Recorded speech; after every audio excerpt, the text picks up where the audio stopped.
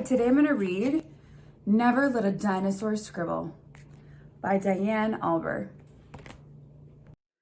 I recently got a pet dinosaur. I know it's hard to believe, but it's true. And everyone keeps telling me never let a dinosaur scribble. Why would anyone say such a thing? I mean, dinosaurs are so strong and powerful. So why can't they scribble? I thought if I gave him just one crayon, what could go wrong? Well, I'll tell you. He took off running toward the wall. We don't scribble on walls, only paper, I yelled. Thank goodness my dinosaur has a short attention span. Just before he was going to scribble on the wall, he noticed a couple of stones instead. He started to scribble on one of the stones, which was great, but there was just one problem. He really couldn't see the scribble at all. I could tell he had another idea. He went to grab the paint. This wasn't gonna end well. But surprisingly, it didn't make as big of a mess as I thought. He just quietly painted his little stone and it turned out awesome. But then he got another idea.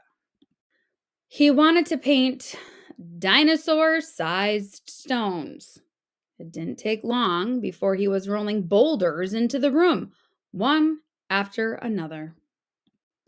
It had become the biggest rock pile I had ever seen, and the way he painted the rocks was truly extraordinary. But you couldn't see my floor or my bed anymore. I had to find a place for this rock pile, and quick. Then I heard a noise down the hall. This was it. I was going to be in so much trouble. I popped my head out of the door. My mom was standing right there.